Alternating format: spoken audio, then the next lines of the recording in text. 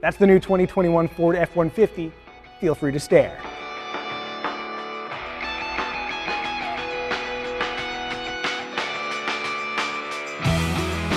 Yep, that's the front. Pause, pause, pause. And that's the rear. Every body panel has been changed, resulting in a fresh yet familiar look, but the biggest news is under the hood. The F-150 has always offered a range of engine choices, but for 2021, they've added something interesting. All right, here's the engine roll call. There's a 3.3-liter V6, a 2.7-liter EcoBoost V6, a 5-liter naturally aspirated V8, a 3.5-liter EcoBoost V6, and a 3-liter V6 diesel, but wait for it, there's also a 3.5-liter PowerBoost full hybrid V6, which is basically a 3.5-liter EcoBoost V6 matched to a 47-horsepower electric motor integrated into the 10-speed automatic transmission that comes standard across the board. And before you ask, no, Ford has not released fuel economy or power figures, but they have targeted the PowerBoost hybrid to deliver best-in-class horsepower and torque. And they also say it's going to tow more than 12,000 pounds. Cool. I can also tell you that the hybrid's 1.5 kilowatt-hour lithium-ion battery pack sits beneath the truck, so cargo and interior space are unaffected. Speaking of electricity, the ProPower onboard option lets you use your F-150's engine instead of a generator to charge things like tools, electric bikes, coolers, and you get to make fun sounds like that reverberate through the studio.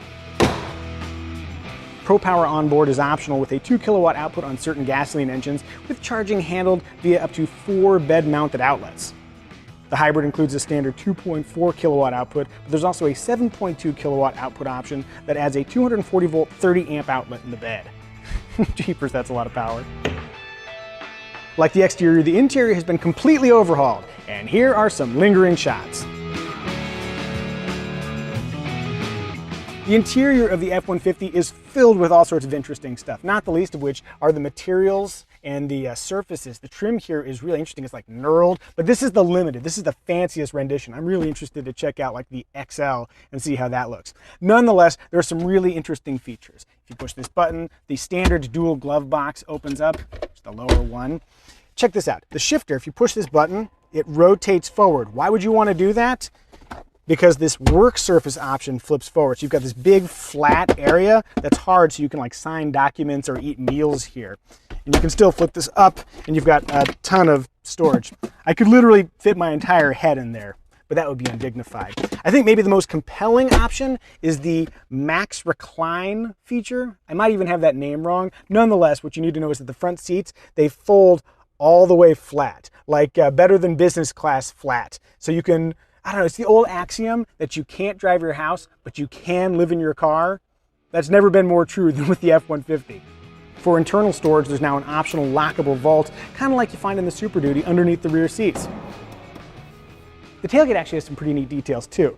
There's this little pop-in detail where you can put a C-clamp if you're working with wood. On the side there are these cleats that you can use to tie down long items, and there's even a bottle opener on the bottom of that. And then the optional tailgate work surface is really cool. You've got a built-in ruler, measure twice, cut once, cup holder, place for pens, and then this is a neat thing. You can put your phone or tablet here, but I've noticed in the vertical position, oh, it stays, but it doesn't always stay. It's probably safer just to do in the landscape. It'd be weird if I was watching my own video, wouldn't it be? Cadillac has updated their XT5 SUV. On the infotainment front, Sync 4 comes standard with a base 8-inch screen or 12-inch screen available on higher trims. Oh, and wireless Apple CarPlay and Android Auto are also standard, which is very cool. Ford has also made over-the-air updates a standard feature, dangling the possibility of new features or performance improvements over the life of the vehicle.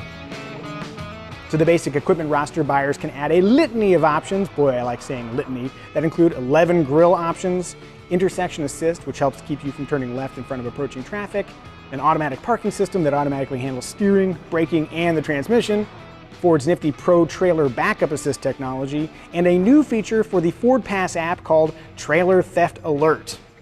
It sounds helpful, unless you're trying to steal a trailer. From a safety perspective, even the basic XL trim now includes automatic emergency braking with pedestrian detection, but for extra classy levels of driver assistance, Ford has created Active Drive Assist. The system is a little like Cadillac's Super Cruise, letting you take your hands off the wheel along certain pre-mapped sections of freeway, of which there are 100,000 miles. Though I should note, there's a camera built into the system that observes the driver to make sure your attention is out there on the road. So if you want to write the great American novel, you're gonna have to park.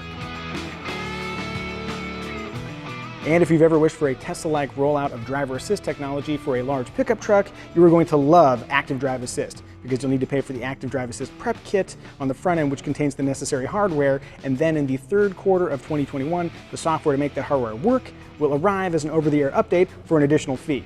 Though I should note that Active Drive Assist prep kit also comes with the automatic parking system, so you're definitely getting something for your money.